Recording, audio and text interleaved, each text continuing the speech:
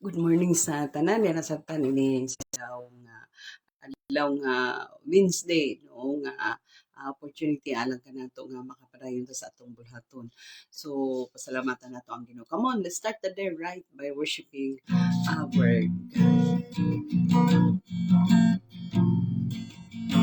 Ipagkamatyan mo dito sa krus o giniluan ng kasing-kasing ko. Giluwas ang kinabuhi ko, kasalanan ko ipapas mo. Pagkagamhanan, kabalaan, kahalang dun yun sa ngalan mo, Jesus. Ang kaayuhan, ang katagpawan, ang kahimpitan yun, ihalang ka ni mo, Jesus.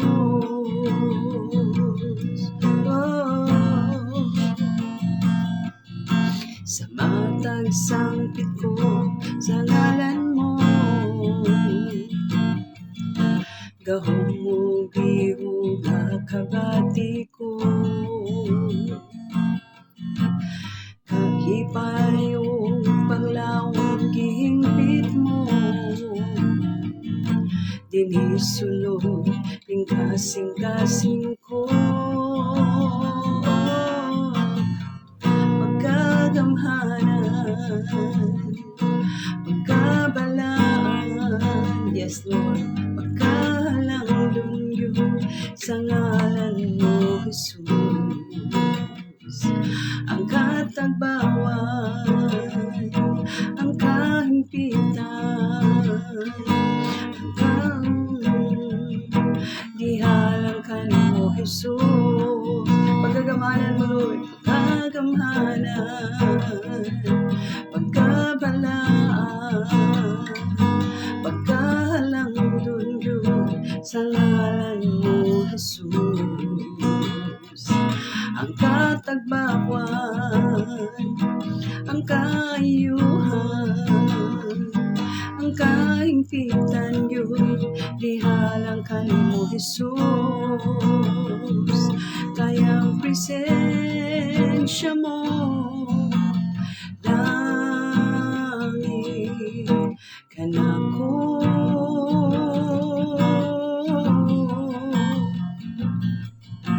Presensya mo, langit ka na ko.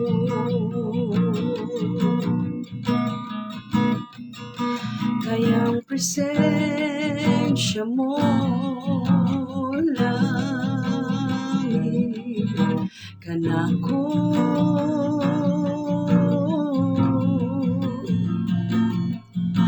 Presensya mo, langit ka na ko. Kaya ang presensya mo, langit ka na ko. Kaya ang presensya mo, langit ka na ko. Hallelujah, hallelujah, hallelujah. Dalay kang kao Diyos, walay katapusan, walay susama kanimugan. Katapos tayo manuking mayawon, kay ikaw nga mong Ginoo, ikaw nga pong maluluwas, ikaw ang tagiya sa among kinabuhi. Gipasalamatan ka na mo, hiday ka na mo, God. Hallelujah. Salamat kaayo, Lord. Thank you kaayo, Lord, sa imong pagpugaw ka na mo, Ama, nining sayo sa kabuntagon, Lord, nga imo pang gipabuka ang among mga mata ug imo paminggi nibul nga mabangon, Lord.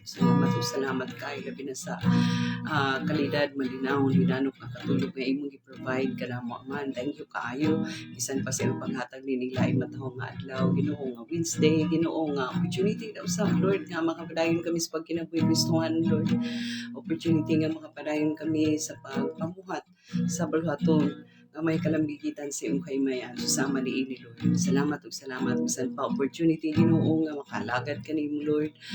Sama karon, O God. Sa salamat ug salamat kaayo nining tanan bisan pa man sa i-exhort nimo kanamo karon nining sa kabuntagon nga imong mahal nga punong amahan nga madasig na usab kami, Ginoo, padayon kaming magtuo. Dalaygon ka gid, Lord, sa walay katapusan bisan pa sa imong pagpukaw sa mga kaigsuonan, Lord, aron makahimo sa morning devotion diha kanimo, Lord. Salamat kaayo. Dalaygon ka gid, Lord, sa walay katapusan ang mga dawata ang among mga pagpasalamat, Lord, pagdaig paghimaya pinaagi sa gamhanan nga ngalan ni Ginoong Kristo nga among Ginoo manluluwas. Amen.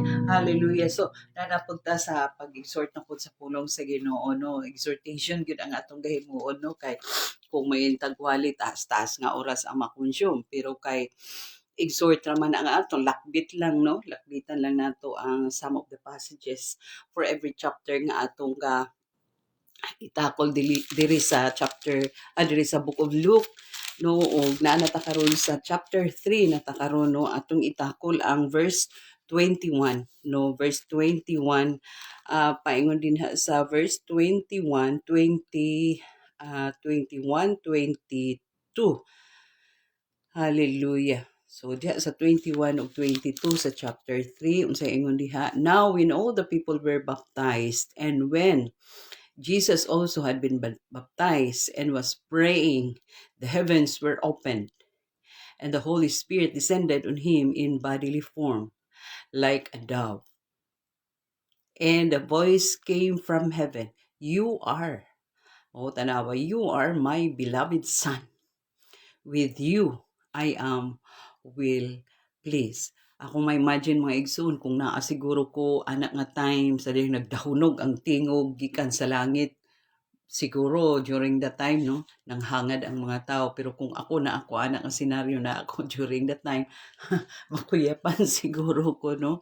Makuyapan ko sa dahunog nga tingog. Ma-imagine nato, no, nga ang claim ni Jesus Christ ay ang deity, no, or even ang mga confusion sa mga tao, kinsa gani siya, propeta, si John ba ni, si propeta, kuan ba ni, kaning John the Baptist ba ni, or si Isaiah ba ni, ang mga confusion sa mga tao, kinsa man ni ana, during the time has been confirm, no, na confirm kung kinsa gid si Jesus.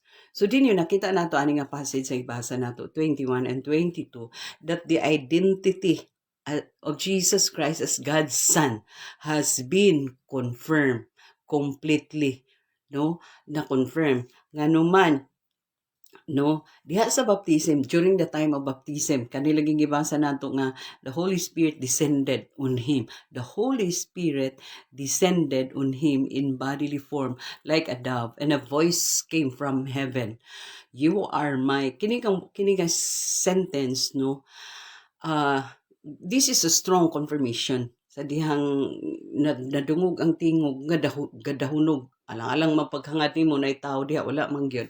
No, it came from heaven. The voice came from heaven. Kusog kayo, dahunog kayo. This is my son. You are my beloved son. With you I am well pleased. So the identity of Jesus as God's son, nakita nato din una, it was confirmed at the baptism by a voice from heaven. No, it was confirmed. And the second, makita nato, no, nga it was also confirmed at the anointing, no, by the Spirit. Sa dihang gi-anoint siya, no, kaingon man din nga like the Holy Spirit, no. So una, gi-confirm pinaagi sa tingog that comes from heaven. And second, the Holy Spirit, no, descended, no. So secondly, it was it was confirmed by his anointing of the Holy Spirit, no?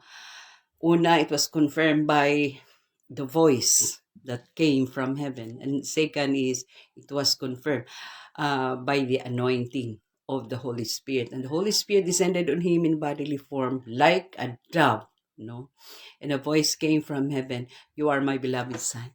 So, duha, no? Tingog og dunay ni descend nga Holy Spirit nga like a dove, no, in a form of a dove, no. So mao na siya ang confirmation. Ug ato pag yung kung atong basahon sa kung atong basahon sa chapter 4 verse 1, ingon din na, "And Jesus, full of the Holy Spirit, returned from the Jordan and was led by the Spirit in the wilderness for 40 days, being tempted by the devil."